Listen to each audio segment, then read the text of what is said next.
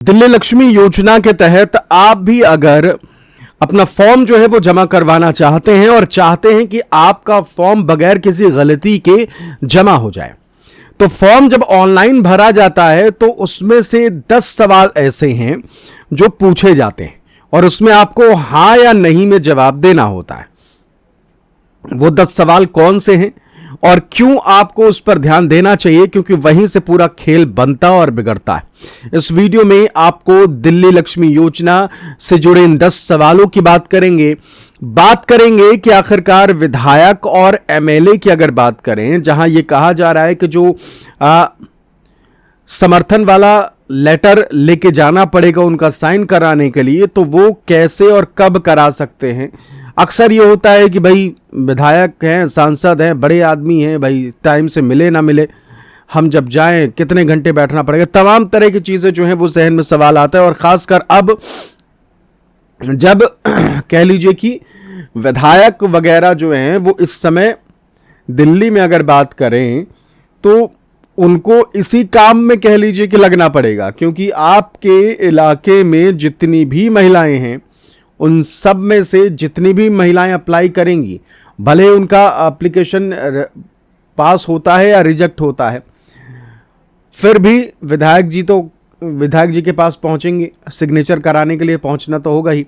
तो ये तमाम जानकारियां जो हैं वो आपको इस वीडियो में देने वाले हैं।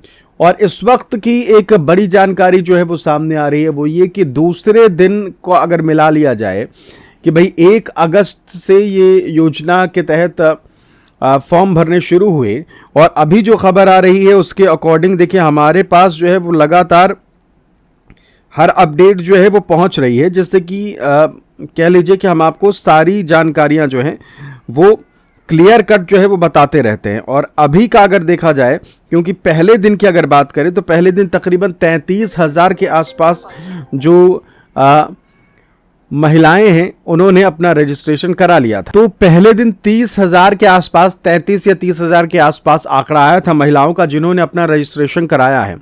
और दूसरे दिन को भी अगर मिला लिया जाए तो अभी जो करीब आंकड़ा आया है रविवार तक का, वो 60,000 ऑनलाइन फॉर्म जो हैं वो अब तक भरे जा चुके हैं।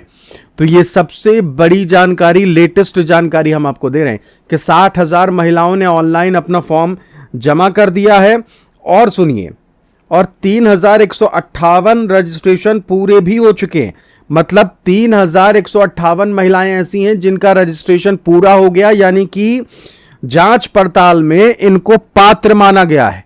तो 2 दिन के फॉर्म जमा होने के बाद जब 60,000 महिलाओं ने अभी फॉर्म जमा किया है, तो पहले दिन की अगर देखा जाए, क्योंकि अब देखिए जांच पड़ताल में थोड़ा टाइम लगेगा, अभी पहले दिन जब आज जांच पड़ताल हुई है तो 3,158 महिलाओं को पास कर दिया गया। इनको तो अब किस्त मिलेगी ही मिलेगी। अब कल बाकी महिलाओं को और जितने जुड़ते जाएंगे। अब ऐसा नहीं कि भाई 60,000 में 3,000 महिलाओं को चुना गया है, 3,000 महिलाओं के फॉर्म से सेलेक्ट हुए हैं, ऐसा नहीं है। हो सकता है कि भाई 4,000 की संख्या में, कि अब कितना जांच करने के लिए मैनुअली बैठेंगे तो कब तक करेंगे। अगर कोई आदमी या 10 लोगों की टीम भी बैठ रही है तो हर चीज़ चेक करने में दिन भर में टाइम लगेगा ही। तो हो सकता है कि 4-5 हज़ार में से ही इतने अभी सेलेक्ट हो पाए। अभी बाकी 55,000 मान लीजिए, 50,000 मान लीजिए बाकी हैं जिनका अभी चेक होना है। तो ऐसा नहीं है कि भाई 60 में से 3,000, यह है कि अब तक 3,000 जो है इनका पक्का हो गया है कि इनको किस्त जो है वो मिलेगी ही मिलेगी। अब वो कौन से 10 सवाल हैं आपके स्क्रीन पर ला देते हैं। जब ऑनलाइन फॉर्म भरा जाता है तो जब आपकी जानकारी, यानी कि आपने उसमें अपनी डिटेल जानकारी दी, और फिर उसके बाद जब आपका उसमें दिल्ली लक्ष्मी योजना का पोर्टल खुलता है तो उसमें पहली जानकारी जो पूछी जाती है, जो पहला सवाल पूछा जाता है, तो पहला सवाल यह है कि क्या आपके पिता या पति दिल्ली के अंदर पिछले 10 सालों से रह रहे हैं। ये पहला सवाल है। और इसके नीचे आंसर के लिए हाँ या ना में जवाब रहेगा। तो अगर आप पात्र हैं और 10 साल के भीतर, तो भाई ऑलरेडी अगर होंगे तभी आप वहां गए रजिस्ट्रेशन कराने के लिए, तो आपको यहां हाँ में जवाब देना पड़ेगा। दूसरा सवाल फिर पूछा जाता है कि क्या आपकी पारिवारिक वार्षिक आय 2.5 लाख रुपए से अधिक है। यहां आपको नहीं में जवाब देना है। 2.5 लाख से अधिक होगा तो भाई आपको तो लाभ ही नहीं मिलेगा, तो यहां आपको नहीं करना है। और आगे अगर देखा जाए तो फिर अगला सवाल जो होता है वो ये होता है कि क्या आवेदक या उसके परिवार का कोई सदस्य इनकम टैक्स देता है या नहीं, ये सवाल जो है वो पूछा जाता है। और इसमें भी आपको जवाब देना है नहीं में। क्या आवेदक या उसका कोई पारिवारिक सदस्य केंद्र या राज्य सरकार या स्थानीय निकाय पीयूसी का नियमित अनुबंधित कर्मचारी पेंशनभोगी तो नहीं है। मतलब पूछा जा रहा है कि भाई आप सरकारी का तरीके से काम तो नहीं कर रहे या फिर सरकारी लाभ तो नहीं मिल रहा, इसमें भी आपको नहीं में जवाब देना है। फिर अगला सवाल होता है कि क्या आवेदक यानी जो महिला आवेदन करने जा रही हैं, क्या आवेदक केंद्र राज्य सरकार की किसी अन्य प्रत्यक्ष लाभ अंतरण डीबीटी वित्तीय सहायता पेंशन योजना का लाभ प्राप्त कर रहा है या नहीं। साफ तौर पर इसमें भी आपको नहीं में जवाब देना है। सीधा सा हिसाब ये कि जो मैंने आपको पिछले वीडियो में बताया था जिसमें ये था पात्रता वाला कि पात्रता ये होनी चाहिए, सरकारी नौकरी में नहीं होना चाहिए। अब वही को उसी को सवाल जवाब में शामिल करके रख दिया गया है। हाँ नहीं में आपको जवाब देना है। अगर पूछा जाएगा क्या आप के पास आप राशन कार्ड आपके पास है तो आपके पास होगा तो कहेंगे हाँ, और नहीं है तो नहीं वाले ऑप्शन को चुनेंगी। या फिर ये पूछा जाएगा, मतलब इस तरीके से सारे सवाल जो है वो पूछे जाएंगे और उसमें हाँ नहीं में जवाब देना है। फिर आगे चल के एक जरूरी चीज और है जो आपको अभी समझ लेना है, वो ये कि अपने परिवार के हर सदस्य की जानकारी भी मेंशन करनी होगी। ये भी जरूरी है। ऐसा नहीं कि बस आपने हाँ नहीं में जवाब दिया।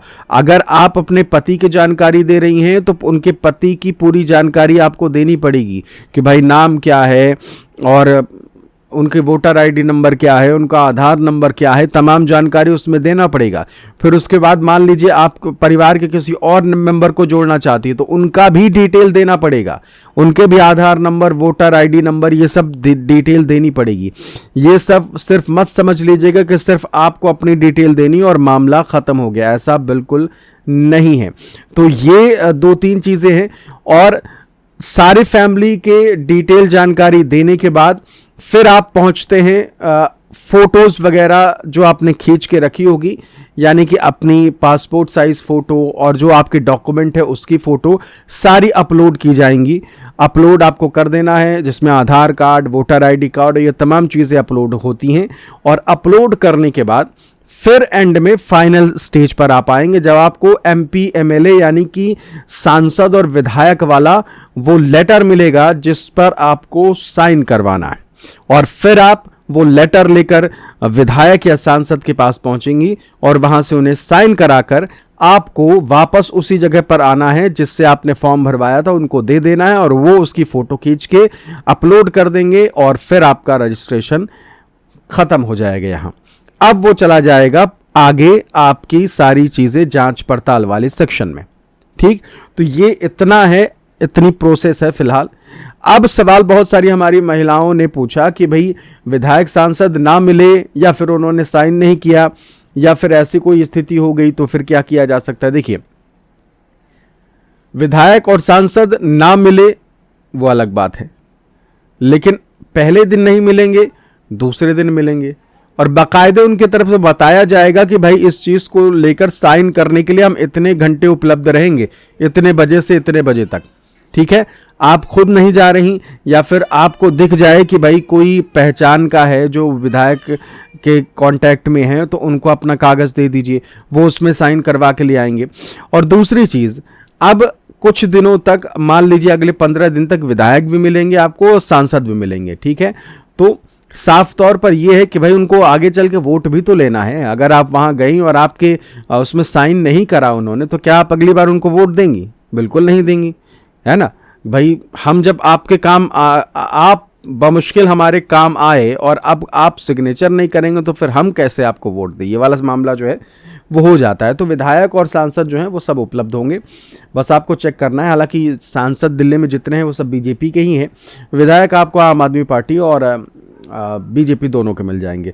फिलहाल कोई सवाल हो तो कमेंट करके ज़रूर बताइएगा और कुछ और पूछना हो तो ज़रूर बताइएगा। चैनल को सब्सक्राइब ज़रूर कर लीजिए क्योंकि अभी फॉर्म जमा होने से लेकर पहली किश्त पाने तक बहुत सारी चीज़ें, अड़चने जो हैं वो आएंगे और उन सब को सॉल्व करके आपको कह लीजिए कि किश्त मिले, वो सब समझने के लिए चैनल को सब्सक्राइब करके रख लीजिएगा। फिलहाल इस वीडियो में इतना ही। बहुत बहुत शुक्रिया। नमस्कार।